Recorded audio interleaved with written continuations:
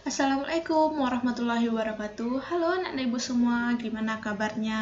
Mudah-mudahan dalam keadaan sehat semua ya. Amin amin ya rabbal alamin. Nah, pada kesempatan kali ini ibu akan membahas materi mengenai teks eksplanasi. Udah ada yang tahu apa itu teks eksplanasi? Nah, di sini ibu akan menjelaskan sedikit mengenai pengertian, struktur, dan tentang teks eksplanasi. Yang pertama, pengertian teks eksplanasi. Apa sih pengertian dari teks eksplanasi itu? Di sini bisa sama-sama kita baca ya. Teks eksplanasi yaitu teks yang berisi penjelasan tentang proses terjadinya peristiwa atau fenomena alam, sosial, budaya, atau yang lainnya. Di sini juga ada ciri teks eksplanasi seperti yang pertama, teks terdiri atas pernyataan umum. Yang kedua, memuat informasi berdasarkan fakta. Yang ketiga, hal yang dibahas yaitu suatu fenomena yang bersifat keilmuan, misalnya yang berhubungan dengan ilmu pengetahuan atau sains. Yang keempat, teks bersifat informatif dan tidak berusaha untuk mempengaruhi pembaca agar percaya hal yang dibahas.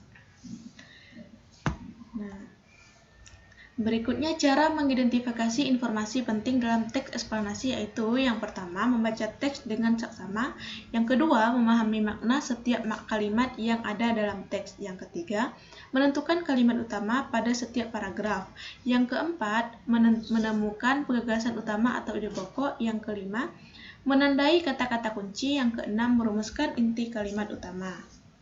Berikutnya di sini ada struktur teks eksplanasi. Yang pertama A, identifikasi fenomena. Mengidentifikasi sesuatu yang akan diterangkan. Hal ini biasanya terkait dengan fenomena alam, sosial, budaya, dan fenomena-fenomena lainnya. Yang kedua atau B, menggambarkan rangkaian kejadian. Merinci proses kejadian yang relevan dengan fenomena yang diterangkan sebagai pernyataan atas bagaimana atau mengapa. Berikutnya C. Ulasan, berupa komentar atau penilaian tentang konsekuensi atas kejadian yang dipaparkan sebelumnya. Di sini juga kita akan membahas mengenai aspek kebahasaan teks eksplanasi. Yang pertama, menggunakan kata yang bermakna denotatif atau makna sebenarnya. Yang kedua, menggunakan kata teknis atau istilah yang memiliki makna khusus di bidang tertentu. Nah, di sini juga ada contoh mengenai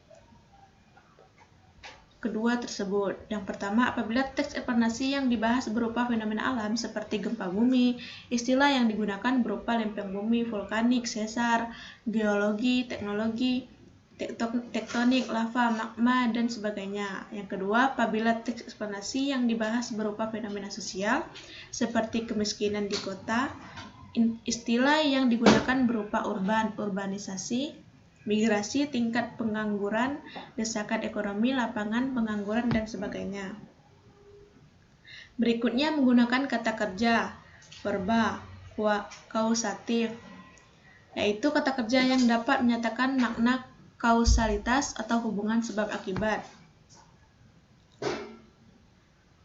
Yang berikutnya menggunakan kata kerja pasif, misalnya terlihat, terbagi, terwujud, dimulai, ditimbun, diakhirkan.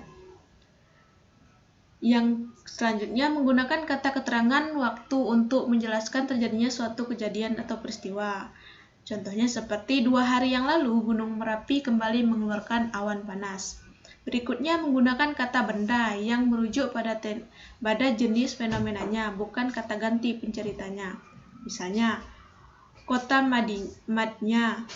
Madya, Surakarta, harimau, gerhana, kesenian daerah, perkembangan budaya, Magelang.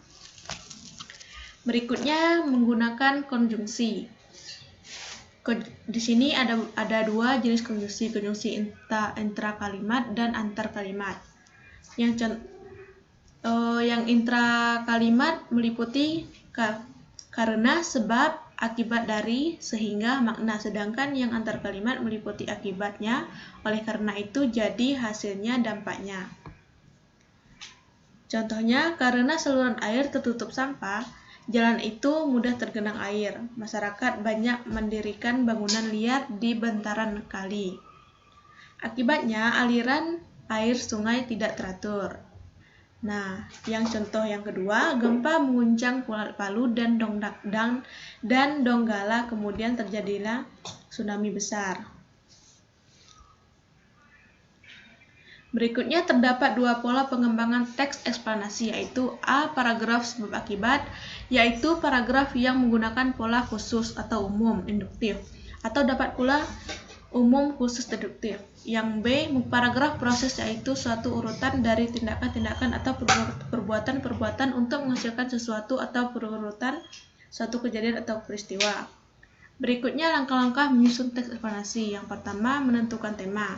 Yang kedua, menulis ide-ide pokok berupa topik yang dapat dikembangkan. Yang ketiga, mengumpulkan bahan.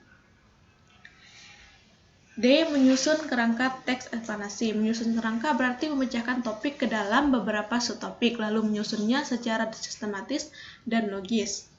Yang E. Mengembangkan kerangka. Pada tahap ini, kerangka dikembangkan menjadi teks eksplanasi yang utuh, dengan memperhatikan struktur dan kaidah kebahasaan yang tepat.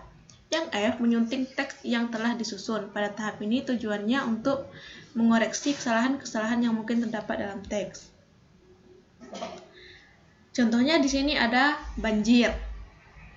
Nah, banjir adalah peristiwa yang terjadi ketika aliran air yang berlebihan merendam daratan, dalam arti mengalir.